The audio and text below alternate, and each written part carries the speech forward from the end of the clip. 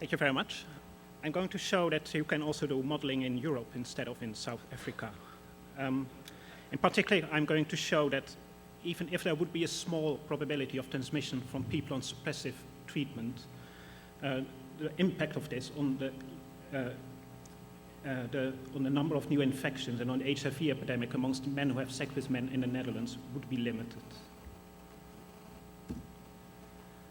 So by now, everyone here in the room should know that treatment and viral load levels are associated with the risk of transmission of HIV. So even before the study last year in the Lancet or in the New England Journal of Medicine by Cohen and co-workers, there was already evidence accumulating that treatment and suppressed viral load levels were beneficial for onwards transmission of HIV. So in this plot I show from a study by Attia and colleagues from Switzerland. They accumulated all the evidence, and they showed that in serodiscordant couples, the probability of transmission of HIV to the uninfected partner was 5.46 if patients were untreated, if the infected partner was untreated, and it was 0.46 if the infected partner was on treatment. So dividing these two numbers, you get a relative infectiousness of people on treatment versus those not on treatment of 8%, and this agrees quite nice with the hazard ratio that was reported in the article by Cohen and colleagues of 4%. So if patients are on treatment and have suppressed viral load levels, then there were no transmission events observed, but the number of person years of follow-up was quite small. And to be fair, there were also no transmission events observed in patients with viral load levels above 400, but the number of person years was even smaller in that group. So the relative infectiousness of people on treatment and suppressed viral load levels would be 0%, but taking into account the huge confidence interval, so that it ranged until 1.27. So if you divide this by the 5.64 for untreated patients, you would at most expect a 23% relative infectiousness compared to untreated patients. So seeing these data, we were wondering ourselves what would be the impact of a small but non-zero probability of transmission during suppressive and antiretroviral treatment on the HIV epidemic amongst men who have sex with men in the Netherlands. So to answer this question, we used a mathematical model that was developed by Daniela Bezemer and colleagues in 2008 and published in 2 separate papers. And in this model, they described infection with HIV, progression through different stages of the infection, diagnosis, treatment, treatment failure and suppressive treatment, and then onwards transmission to uninfected individuals.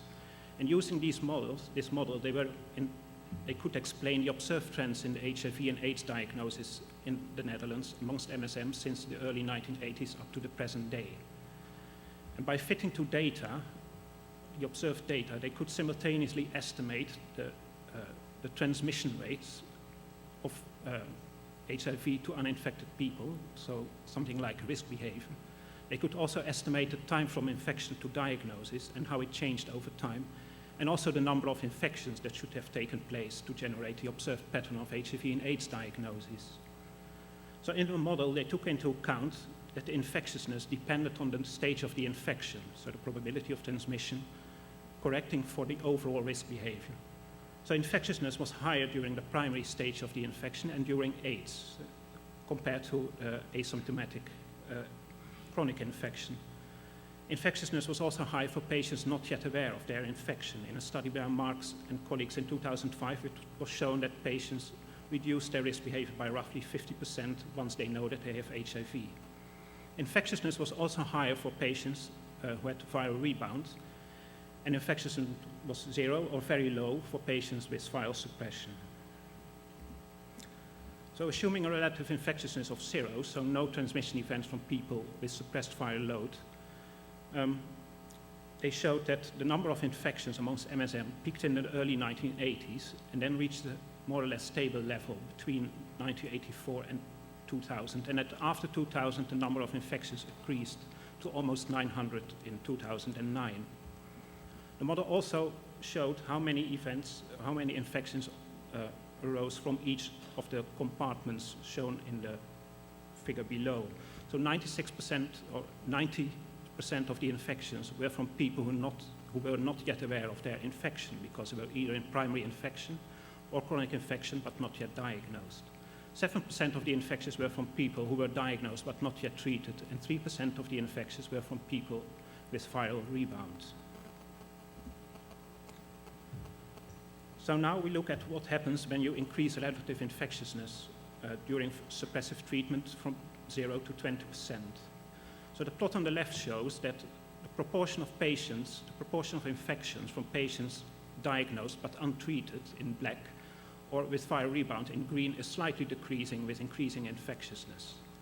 On the other hand, the number of infections, or the proportion of infections arising from those on successful treatment, so suppressed viral load, is increasing from 0 to 10%. And it depends on the duration of the sexual career. This percentage depends on the duration of the sexual career, as shown in the red solid and dotted lines. So there are more infections if you have 40 years of sex than 30 years. So the plot on the right shows the percentage change in the estimated time to diagnosis and transmission rates. So in 2009, so the time to diagnosis was 2.4 years on average, and this estimate didn't change with increasing relative infectiousness. On the other hand, transmission rates were smaller if infectiousness was increasing, and this was because if you increase infectiousness of people on with suppressed viral load, then you don't need so much overall risk behavior to generate your epidemic that you observe in your surveillance data. So we were then wondering ourselves, what would happen if you consider a few interventions meant to control or reduce the HIV epidemic? So this plot shows what happens if you have no relative infectiousness, so no transmission from people on suppressive treatment. So if you do nothing, then you would expect by 2019 a number of HIV infections of almost 1,500. If you would give people immediate heart at the time of diagnosis, the number of infections would stay at roughly the 2009 level. If you would do annual testing, or average time between infection and testing of 1 year instead of 2.4 years as it is now, you would get a serious reduction in the number of infections. But a real reduction in number of infections would be obtained if you would reduce the risk behavior to levels that were estimated for the HIV epidemic in the between the mid-1980s and the early 1990s. So these plots shows what happens if you increase relative infectiousness from 0 to 20%. So in total, you would expect, in the black line on the left plot, 12,000 new infections, and this number is almost the same independent of relative infectiousness. And all the other interventions give us a reduction in the total number of infections between 2010 and 2018. So if you treat people earlier in the green line, or if you do annual testing in the yellow line, then more people will be on treatment, so there's a larger group of people on suppressive treatment who can infect, so that's why the line is increasing. It's less intuitive to understand why increasing relative risk behavior, by reducing risk behavior and increasing relative infectiousness would lead to an increase in the number of infections. And we think this is because, as we saw in the earlier plot, in 2009, transmission rates go down if you have a larger relative infectiousness. But before 1995, there was no treatment, and the relative infectiousness, the risk behavior estimated before 1995 is unaffected by relative risk behavior, relative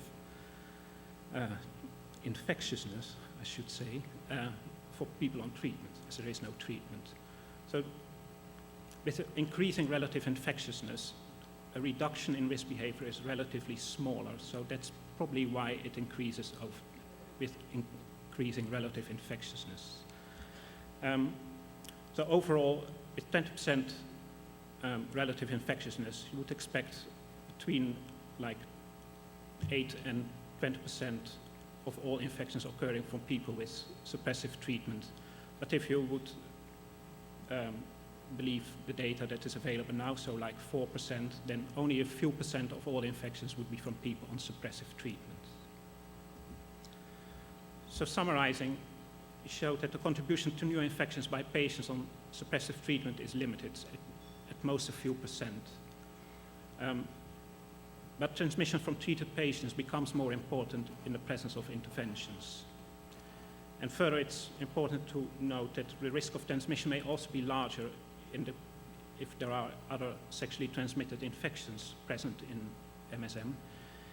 And the risk of transmission may also be larger when perceived protection by treatment leads to an increased risk behavior. And this is not an unrealistic scenario in the Netherlands, where there was already an increase in risk behavior after the introduction of treatment in the mid-1990s. So finally, I would like to thank my co-authors, in particular Danielle Weesmer and Frank de Wolf from the HIV Monitoring Foundation in the Netherlands, Pieter Rijs from the University of Amsterdam, and Christoph Fraser from Imperial College. Thank you very much.